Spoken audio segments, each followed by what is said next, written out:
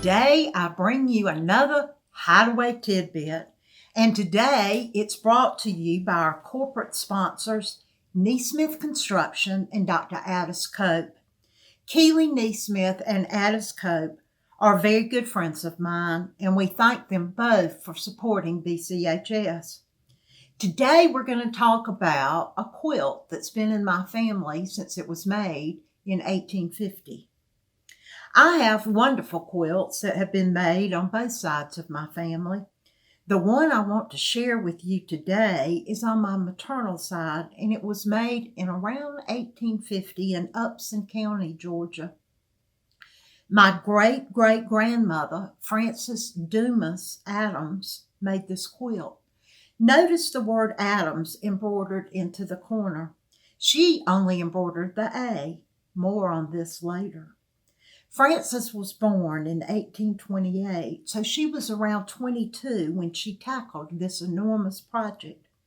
I got this quilt from Totsy, my maternal grandmother, who was born in Yatesville, Georgia in 1894. Totsy graduated from Wesleyan College in Macon and then studied in Chicago at the American Conservatory of Music. Totsy had a sister named Lois, who was a model in New York City, and she married a Dr. Beard. We have all seen Aunt Lois. Yes, you've seen Aunt Lois. She was the model for the bar of Camay soap. Okay, you needed to understand the travels and education of these two sisters to truly understand the next part of the story. When their mother, Sarah Willis Adams, died, they both wanted the quilt. So they just cut it in half. Yes, they cut this magnificent piece of art in half. Aunt Lois died young of cancer, and Totsy got her half of the quilt. When I got the quilt, it was in two pieces, but thank heavens I got them. My Adams family received a land grant from King George III, and they also won in the land lottery of 1827 for land in Upson County, Georgia. On this land was mica, and my family owned the mica mines for many years. There is still a mine, the Stevens Mine, near the town of Yatesville in Upson County today.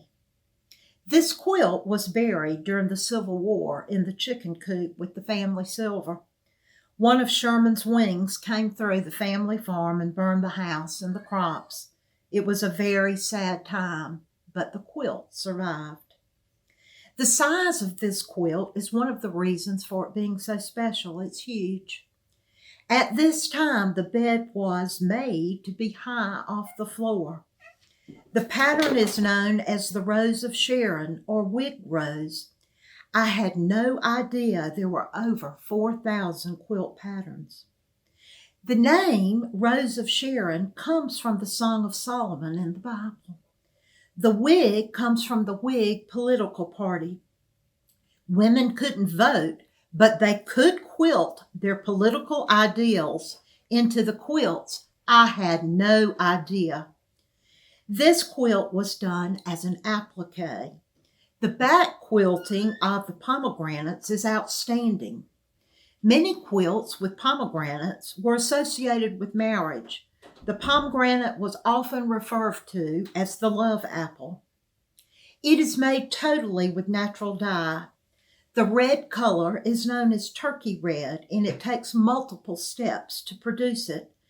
Its ingredients include sumac and oak galls, calf's blood, sheep's dung, soda, alum, and a solution of tin.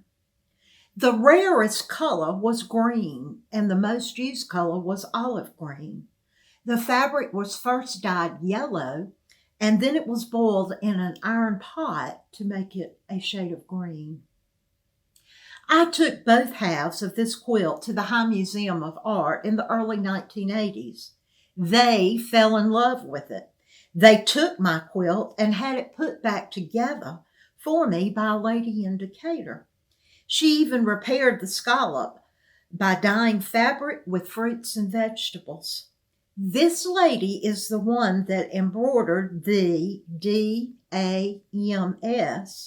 onto the A to make the word Adams. I did not like it at the time, but 40 years later, I think it was a splendid idea. The High Museum referred to this family heirloom as a masterpiece quilt. Thanks for sharing with me today. Bye.